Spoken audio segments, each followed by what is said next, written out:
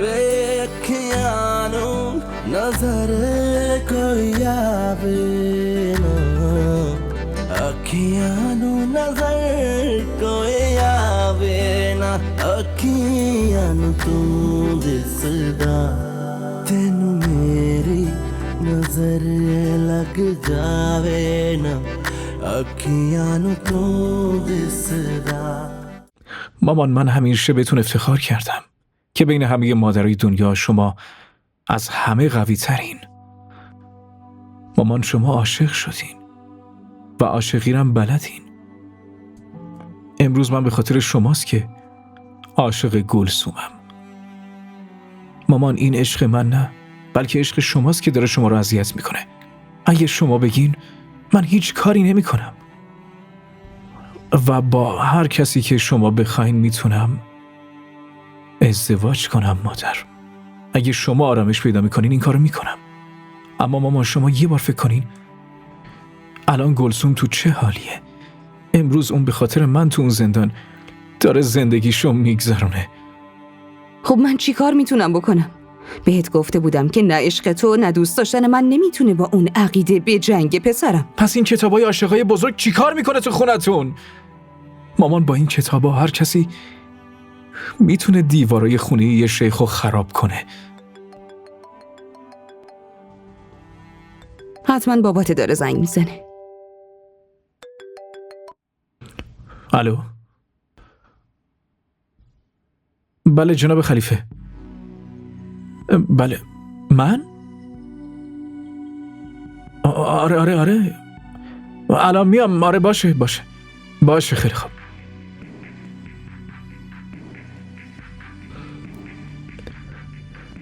مامان عشق با عقیده داره مساوی می جنگه. جناب شیخ خودش دستور داده که من و گلسوم هم دیگر رو ببینیم.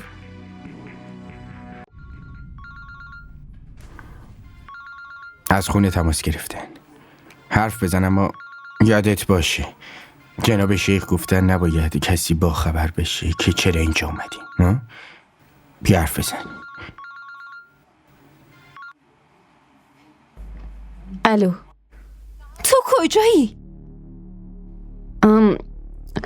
هیچ جا، فقط اومدیم بیرون هواخوری. دروغ نگو، سر قرار رفتی آره؟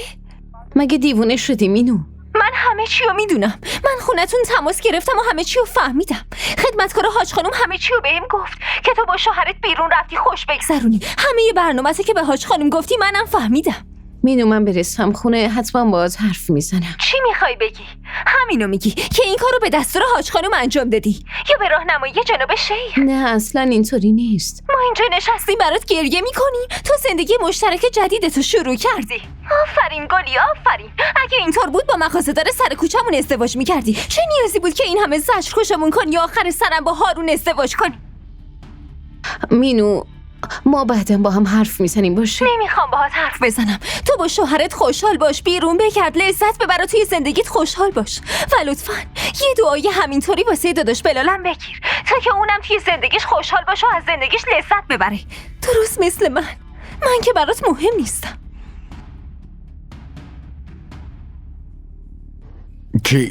چی داشت میگفت؟ هیچی، فقط داشت میگفت که همه حالشون خوبه. اینجوری که رنگ تو پریده اصلا هم حرف خوبی نزده. نکنه اون بی غیرت همه جا پخش کرده و به همه محل گفته که قرار ما رو ببینه. نه اصلا همچین چیزی نیست. اون داشت از چیز دیگه حرف میزد. خب چه حرفی زد؟ حرف نگران کننده نزد. خب هرچی گفت همونو بگو. اون دروغی که به حاج خانم گفتیم، این که داریم میریم تفریح، اونو فهمیده بود. خب به اون چرا ناراحت شده؟ شما میدونین که چرا ناراحت شده. چی شده مینو؟ موضوع چیه؟ چیزی نیست. اگه چیزی نیست پس چرا گریه میکنی؟ خدایی نکرده اتفاقی که برای گلسوم نیفتاده. تو با اون حرف میزدی نه؟ آره اون مرده. وای استغفرالله، خدایا تو اینو ببخش. همش داره مزخرف میگه. تو میدونی که چی داری میگی؟ داداش هارون گلسوم ازمون گرفت. الان اون داره با گلسوم خانم میره بیرون برای تفریح. ای بابا، تو که منو زهر ترک کردی. گلی که از دخترای ساده محلم ساده تره. توی 2 روز اون داداش هارون تاج سرش کرده. واقعا؟ با هم جور شدن؟ من که از اولم میگفتم تو الکی با گریه داشتی خودتو هلاک میکردی. خوب شد دیگه. حالا اگه اون دوتا با هم دیگه کنار اومدن تو برای چی انقدر ناراحتی؟ یعنی چی کنار اومدن؟ ها؟ معلومه باید کنار می اومد، چون همتون اونو ول کردین به امان خدا. خب چی کار میکرد؟ کجا میرفت؟ شما که نگران آبروتون هستین؟ از بی‌نظمی خونه و به هم خوردن کاروبارتون میترسین؟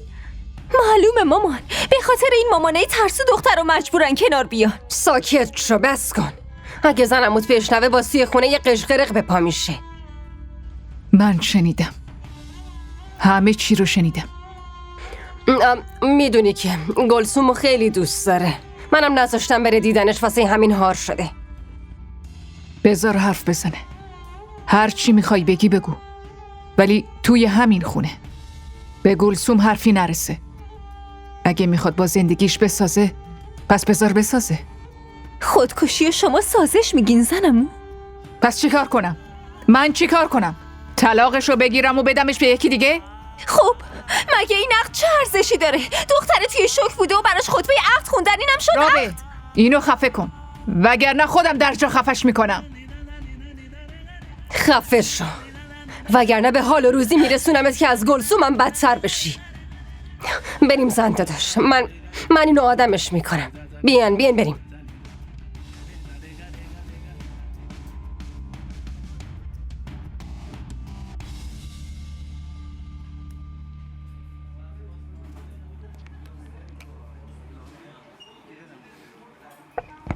شالتو درست کن.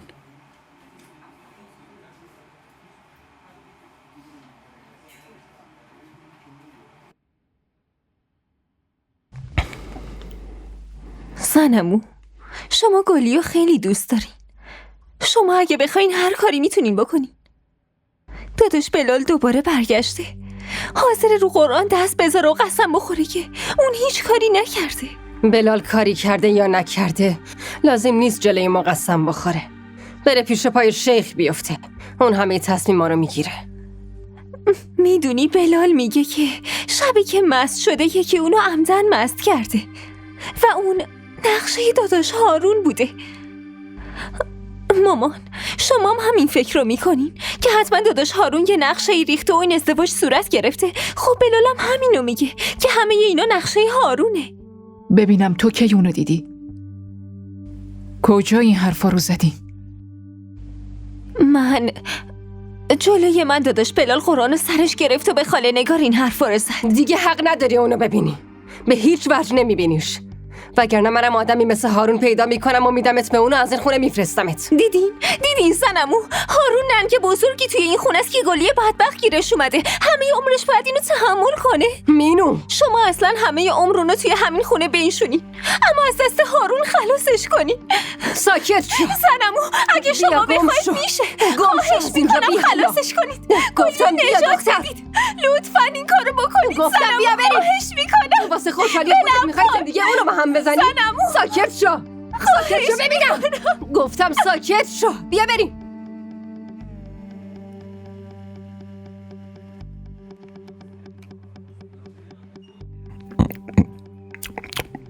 بخور، سرد میشه. بلال چرا هنوز نیومده؟ نمیدونم. خب ازش بپرسین. با شما دارم حرف میزنم. غذا تو بخور، سرد میشه. با آرامش غذا تو بخور. من اینجا نیومدم غذا بخورم. پس بذار من غذامو بخورم. شما مطمئنین که آدرس همینجا رو دادید؟ آخه میدونید این رستوران 2 شعبه داره. تو کجا باش قرار میذاشتی؟ ما تو اون یکی رستوران همو دیدیم، فقط هم یه بار. همه جا فریبه. خدایا توبه. ببین یه روز اینم میشینه و واسه حماقتش گریه میکنه. بذار سر جاش. دارم بهت میگم بذار سر جاش. بذار ازش بپرسم کجاست. بده من ببینم. در ضمن اون شماره‌شو عوض کرده. دیگه اون شماره قدیمیشو از ذهنت پاک کن. حالا کجا میری؟ ممکنه اون طبقه پایین نشسته باشه. دیگه انقدر میفهمه که اینجور ملاقاتات توی یه جای خلوت انتخاب میشه. با تو یه بار رفته بود. از کجا معلوم با بقیه دخترها چندین بار نرفته باشه؟ چه بدونیم؟ شاید الانم با یکی دیگه جایی نشسته. هر جایی ممکنه. همین دور اطرافو ببین. شاید با یکی دیگه داره حرف میزنه. بالاخره غذا میخوری یا نمیخوری ها؟ باشه نخوره. چی کار میکنی؟ تا میگم بسته بندیش کنن. تو که نمیخوری. منو چرا آوردی اینجا؟ صدا تو بیار پایین. دخترای نجیب اینجوری تو مکان عمومی صداشونو بلند نمیکنن. زود باشو. یعنی چی؟ یعنی این که من غذامو خوردم و تو نمیخوری. اینو بسته بندی میکنیم و میریم خونه. من اومدم اینجا که بلالو ببینم. تا وقتی همونو نبینم هیچ جایی نمیرم. پس همینجا بشین. چون اون اینجا نمیاد. چرا نمیاد؟ منظورتون چیه؟ چون که جناب خلیفه به بلال آدرس یه رستوران دیگر رو داده. یعنی چی جناب خلیفه؟ من هنوز منتظرم. برای چی؟ گلسوم. ها؟ خب شما دوتا به چه نتیجه مهمی با هم رسیدین؟ ما اصلا همدیگه رو ندیدیم. 2 ساعتی که من تو رستوران منتظرش بودم. الانم اومدم تو پارک. این چه حرفیه که میزنی؟ اون دوتا که اومدن ببیننت. ولی هیچ کس نیومد دیدن من جناب خلیفه. تو چی داری میگی؟ هارون همین 1 ساعت پیش از اینجا بیرون زد. گفت که تو ماشین منتظر میمونه و به تو و گلسوم فرصت حرف زدن میده تا با هم دیگه صحبت کنید. همینو به من و شیخ. هارون دروغ میگه. خدا میدونه که کی این وسط داره دروغ میگه. جناب خلیفه قسم میخورم هارون داره دروغ میگه، مزخرف میگه. اگه باورتون نمیشه شما بیاین اینجا. من 2 ساعت تو رستوران نشستم، الانم تو پارکم. آها. پس منظورت اینه که هارون از دستور جناب شیخ داره سرپیچی و نافرمانی میکنه؟ پس چرا شما منو آوردین اینجا؟ تو اینقدر منو بی غیرت فرض کردی که من بذارم همسرم با مردای نامحرم ملاقات کنه؟ دارین چی کار میکنی؟ اصلا میفهمین دارین چی کار میکنی؟ شما از دستور جناب شیخ سرپیچی کردین. به دستور ایشون جناب خلیفه این ملاقات رو ترتیب داده. ببین، هر دستوری که خلاف شرع باشه عمل نکردن به اون جایزه، حتی اگه اون دستور شیخ باشه. بر اساس شرع اینجور ملاقات ها اصلا جایز نیستن. پس پاشو بریم. بهتون گفتم من از اینجا هیچ جایی نمیرم. من تا وقتی یقه بلالو نگرفتم و حسابه بی آبرویمو نپرسیدم هیچ جایی نمیرم. میفهمی؟ خیلی خوب، من میرم همون رستورانی که بلال نشسته، میرم یقشم میگیرم و ازش حساب پس میگیرم، هم حساب تو رو هم حساب خودم. فهمیدی؟ داداش هارون. داداش هارونت نیستم، من شوهرتم. این حرف خوب یادت بمونه. این هم به نفع خودته هم به نفع منی. فهمیدی؟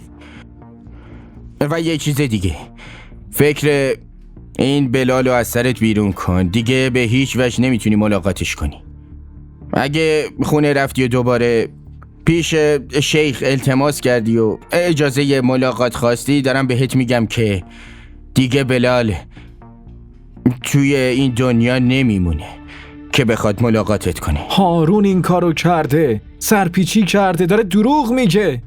ببین بیلو، اگه هارون میتونه از حرف جناب شیخ بزرگ سرپیچی کنه، پس ببین اون برای گلسوم که همسرشه دیگه چه کارایی میتونه بکنه. واسه همین به حرفم گوش کن و به جای واسطه کردن جناب شیخ بزرگ دنبال یه راه حل دیگه باش. ها؟ آها، خداحافظ.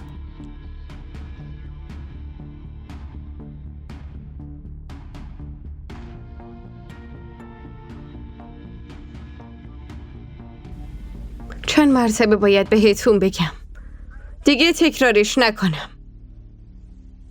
گلسوم، حالا از اینجا برو.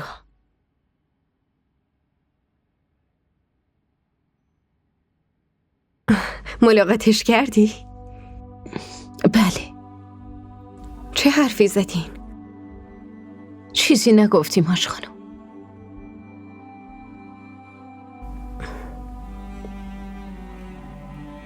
تو داری چیزی رو ازم پنهون میکنی؟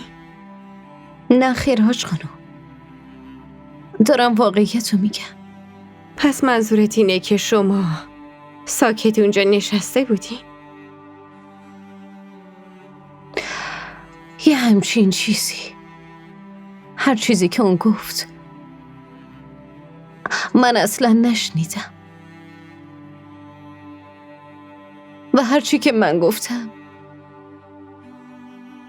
اصلا یادم نیست. خب معلومه اون میخواد خودش رو بیگناه نشون بده. تو چی فکر میکنی؟ اینکه اون بی تقصیر یا مقصر دیگه اصلا فرقی نمیکنه هاش خانم. حس میکنم با همون عصبانیتی که رفته بودی، با همون عصبانیت دوباره برگشتی. تو باید حرف میزدی، همه چی رو میگفتی. همه ی عمرت میخوای بار حرفاتو به دوش بکشی؟ من گفتم، هم به خودم گفتم هم به اون. ما دیگه برای هم مردیم.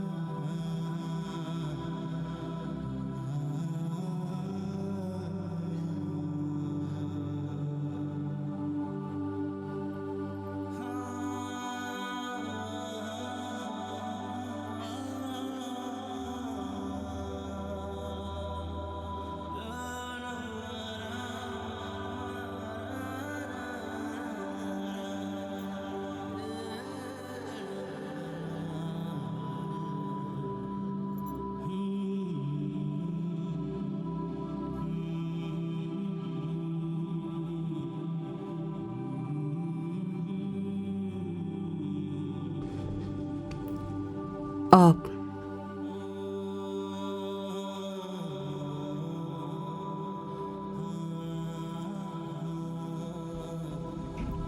ملاقاتش کردی؟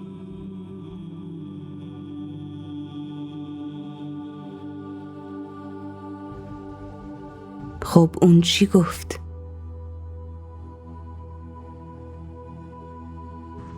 اون بهم گفتش من حبس شدم. منو آزاد کن بلال.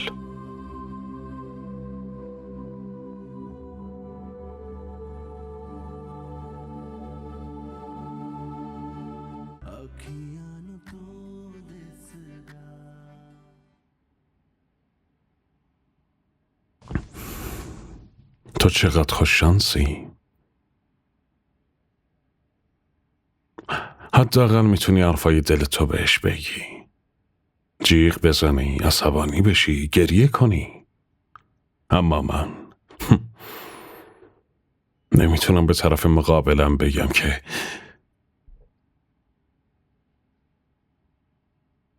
من نمیتونم بدون تو زندگی کنم و نمیتونم بهش بگم که بدون چشمای زیباش، صورت مظلومش، نگاه نافذش و موهای پریشونش من ناکام و ناقصم.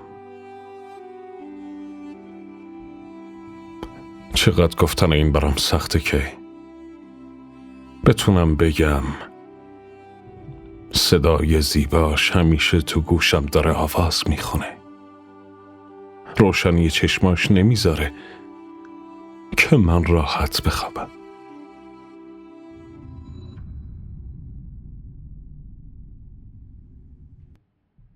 خیلی برای من سخته.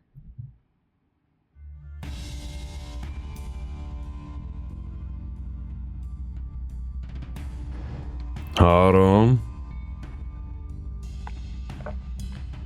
گلسوم ازت شکایت داره پسر. جناب شیخ، تو چرا مانع شدی؟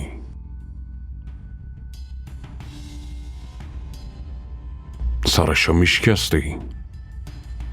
در جا میکشتیش؟ با بعضی آدمای بی جنبه باید همینطور رفتار بشه. اگه تو بگی دست پاشو میبندم و میندازمش جلات که انقدر کتکش بزنی که دلت خنک بشه. نه، همون حرفایی که بهش زدم براش بسه. این یعنی تو دلت دیگه هیچ حرفی نیست که بخوای بهش بگی، درسته؟ تو چرا وایسادی نگاه میکنی؟ برو براش غذا بیارون، حتما گرسنه است. امرتون به روی 2 چشمام شیخ. اما الان حاج خانوم داره صداش میزنه.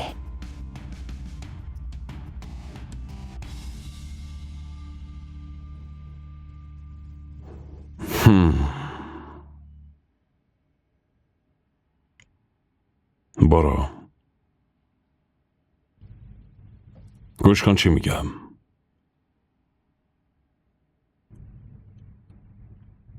خانم به خاطر تو خیلی نگرانه.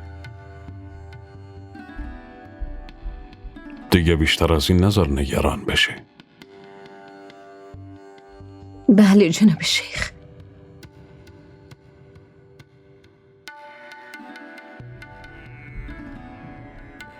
فکر کنم خیلی بهش سخت گرفتی. همین سختی و همینطور ادامه بده، چون به این راحتی از غم بلال بیرون نمیاد. هنوزم تو دلش بیقراری یا تو چشماش کلی غم وجود داره هارون. جناب شیخ، من همه احکام و دستوراتتون رو انجام میدم، حتی بیشتر از توانم انجام میدم، اما من از یه چیزی میترسم. از چه میترسی؟ خب من هیچ وقت به این روش یا با این لحن باهاش حرف نزدم.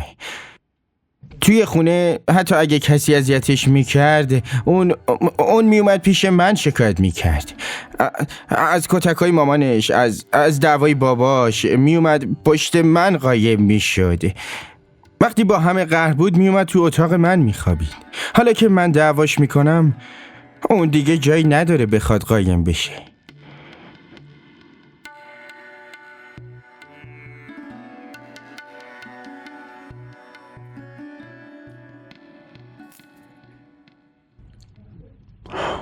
حالا بذارم پشت خواستاش قایم بشه.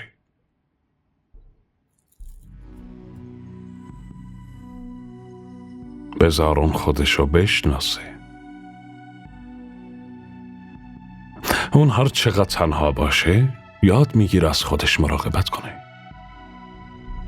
با همین درد و تنهایی اون میتونه خودشو کشف کنه.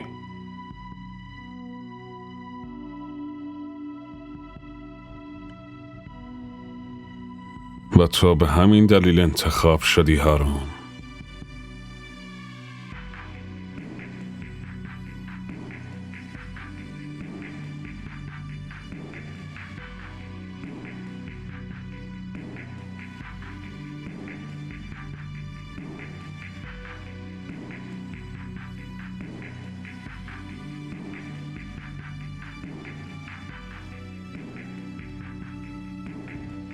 بله جناب شیخ.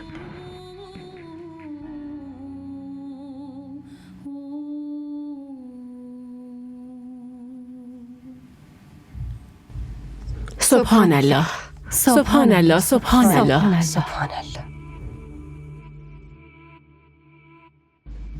امروز من مژده اومدن مهمون کوچولویی که قرار خونمون بیاد و بهتون دادم. اون نتیجه دعاهای گلسومه. سبحان الله، سبحان الله. برای همین من امروز جلوی همتون اعلام میکنم که من به گلسوم عزیزم درجه خواهرمو میدم. مبارک باشه. ممنونم. همه فامیل، دوستا و مریدا دیگه اینو به همین عنوان میشناسن.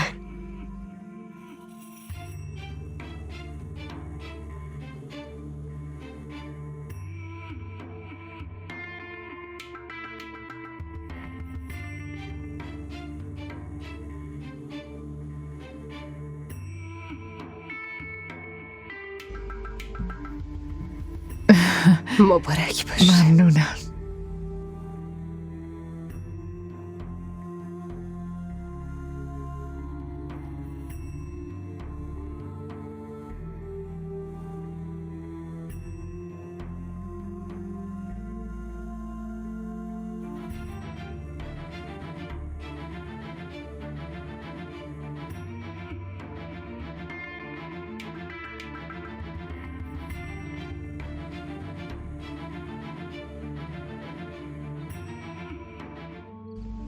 این احترام و مقامی که گلسوم به دست آورده در واقع همه ما به دست آوردیم. به خاطر اون به مقام و احترام ما هم اضافه شده. هم دیدین زنده داشت مردم چقدر بهمون احترام میذاشتن. ماشاءالله، خدا رو 1000 مرتبه شکر کنیم هنوزم کمه. این دست خداونده که کی لایق احترام و کی نیست. بدون شک. مجید، یه کاری کن، فردا یه دیگه بزرگ نظری بپزین تو محل پخش کنی. اون آدمایی که برای این ازدواج حرف در آوردن دیگه ساکت میشن. خیلی زبونشون دراز بود. آره والا. زنده داشت ماشاءالله گلسوم چقدر قشنگ شده بود. واقعا خواهر کوچیک حاج خانم به نظر میرسید. دقیقاً. رابه تو باش حرف زدی؟ چی میگفت؟ نه خیر خانده داشت، مردم نذاشتن ببینمش. حاج خانم یه جوری گلسومو کنار خودش نگه داشته بود انگار خواهر گم شده‌اش رو پیدا کرده بود. همگی داشتن به این فکر میکردن که مگه این دختر کیه، از کجا اومده. فکر میکردن که چطور یهویی به همچین مقامی رسیده. میدونین زنده داشت خیلی از خانمای بزرگو دیدم که دارن دستشو میبوسن. آره، فقط الان دعا کن رابه که گلسوم بتونه از این درجه و مقام مراقبت کنه. اونو از زمین گرفتن و به آسمون نشوندن. دیگه خیلی باید مواظب باشه. حاج خانم امروز حرفای خیلی خوبی میزد. اون میگفت که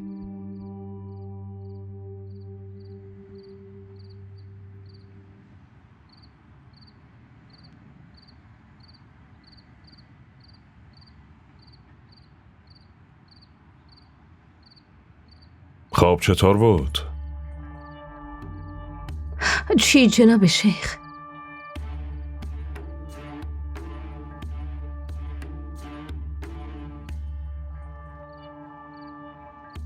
امروز جایگاه عوض شد. به درجه والایی رسیدی. خانم تو رو خواهر خودش معرفی کرد.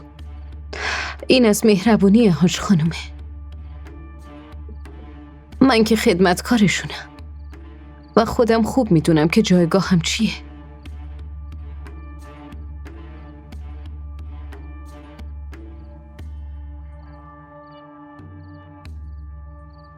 میدونی که این اعلانا به سفارش من کردن؟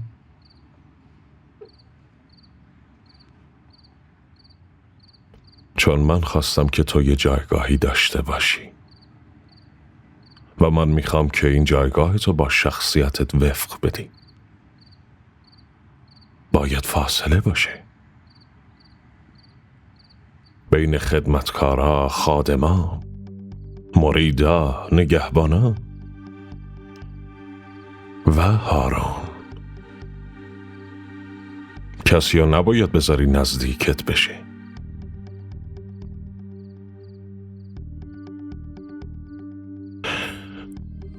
گرچه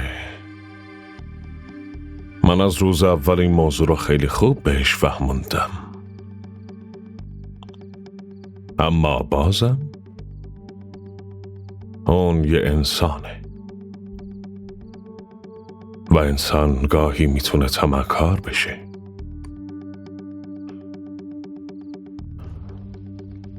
میدونی خانم این شالو بهت داده و هارونم میدونه که اون هر چقدر تلاشم کنه باز نمیتونه وارد محدوده تو بشه، چون اون میدونه این شالیه که خانم تنت کرده کسی نمیتونه کنارش بزنه.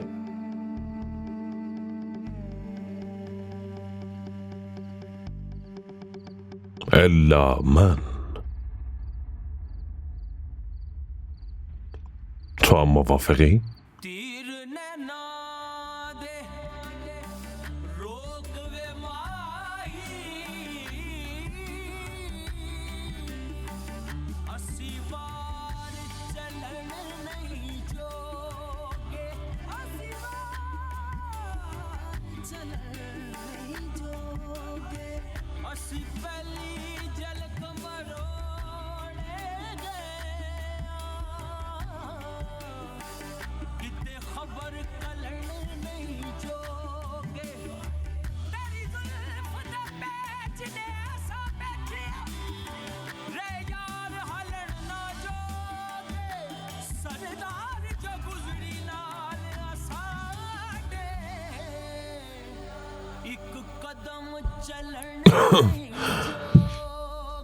بیبی مهربانو تماس گرفته بود. خیلی عصبانی بود. چرا؟ واسه مقامی که امروز به گلسوم دادیم. خب چه فرقی به حال اون داره؟ برای اون فرق داره. بالاخره خواهر بزرگمه.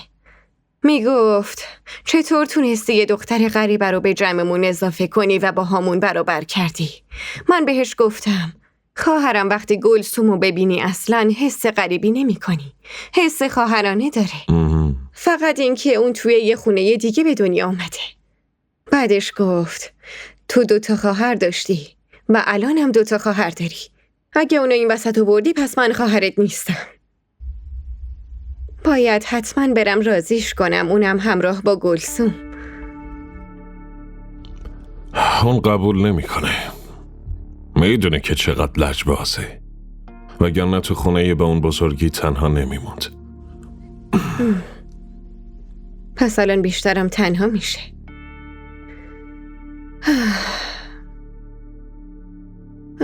حبیب راستش به اعلامش چه نیازی بود؟ از اول مثل خواهرم میدونستمش. لازم بود خانم، لازم بود. شما قلباً اونو خواهر خودتون میدونین و مردم هم باید اینو بدونن. وقتی تو این خونه زندگی میکنه باید یه جایگاهی داشته باشه، درسته؟ حداقل اون بیچاره از رنجش کمی کم میشه. چرا اون وقت که داشتین خطبه عقدشو میخوندین رنجشو ندیدین؟ هر وقت اونو با هارون میبینم خیلی اذیت میشم. اون انقدر خوشگله، انقدر معصومه. برای اون باید شاهزاده پیدا میکردین.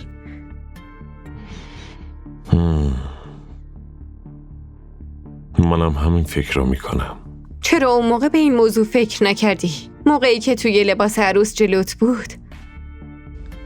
تو که زیبایی اونو حیف کردی حبیب. فکر کردم خانم، خیلی فکر کردم، اما اون زمان به خوشحالیش فکر نکردم. وقتی زن به شاهزادش نرسه باید براش دنبال یه خدمتکار باشی.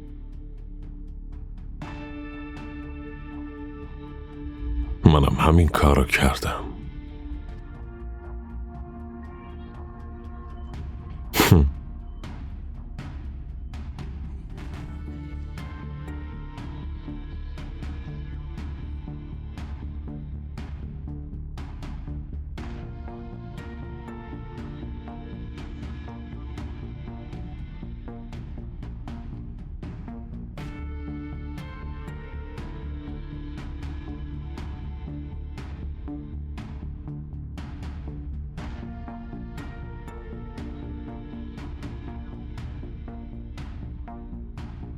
گوش کنین.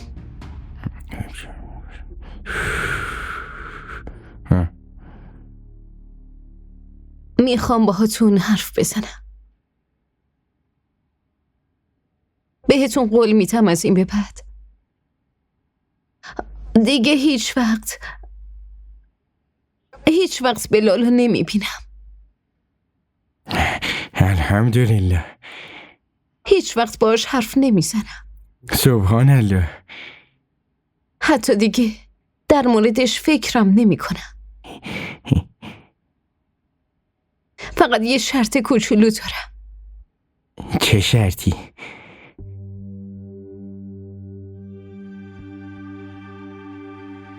منو از اینجا ببرید. منو ببرید خونه. پشت این قولت یه نیت شومی هست. خیلی خوب میدونم. نه، دارم بهتون قول میدم. حتی قرآن بیارید من دستمو بذارم روش، قسم میخورم واسه دیدن اون نمیرم خونمون. ببین، تو کجا میتونی بمونی و کجا نمیتونی بمونی و من نمیتونم تصمیم بگیرم. پس باید این تصمیمو بگیرید. من باید کجا بمونم و کجا نمونم. شما شوهر من هستی. باشه، من در این مورد با جناب شیخ صحبت میکنم. ایشون هر راهنمایی که بکنن من بهش عمل میکنم. این که من با کی حرف بزنم و با کی حرف نزنم تصمیمشو شما میگیری. پس چرا از حرف شیخ رو میگردونید؟ نه خیر، اینطوری نیست. من حتی فکرشم نمیتونم بکنم که از حرفای شیخ رو برگردونم. ببین، اون یه سری رازها و اشاره ها پشت حرف و احکاماتش هست که من و تو نمیتونیم بفهمیم. از عهده من و تو خارجه. که اینطور. پس این یعنی شما به گفته اون منو بردین دیدن بلال، درسته؟ و به دستور اون بدونه دیدن بلال منو برگردوندید. ببین، تو الان قول دادی که دیگه بهش فکر نمی کنی. حالا بازم ازش حرف میزنی که. در ضمن شالتو درست کن، سرت کن. من واسه این قول یه شرط گذاشتم. تا وقتی من تو این خونه باشم در مورد بلال فکر میکنم و ازش حرف میزنم و تلاش میکنم که ببینمش. و بیشتر از اینم میتونم انجام بدم. تو بهش گفتی که میخوای از اینجا بری، درسته؟ چرا؟ چون من یه دختر معمولیم و میخوام مثل یه دختر معمولی زندگیمو بگذرونم. اون مقامی که شما میخواین به هم بدین لیاقتشو ندارم.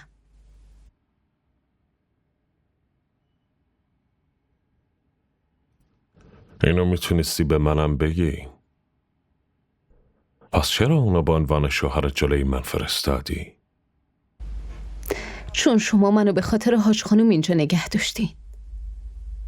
پس من اگه خودم ازتون اینو میخواستم این گستاخی میشد.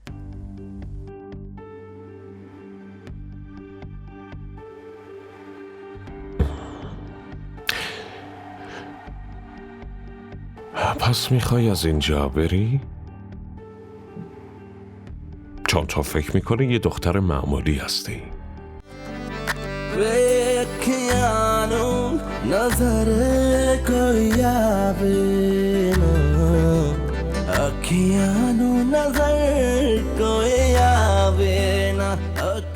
DDTV ارائه کننده بزرگترین سریال های درامای ترکی، کره‌ای، پاکستانی دوبله شده به فارسی می باشد. لطفاً سابسکرایب کنید و عضوی از خانواده ما شوید.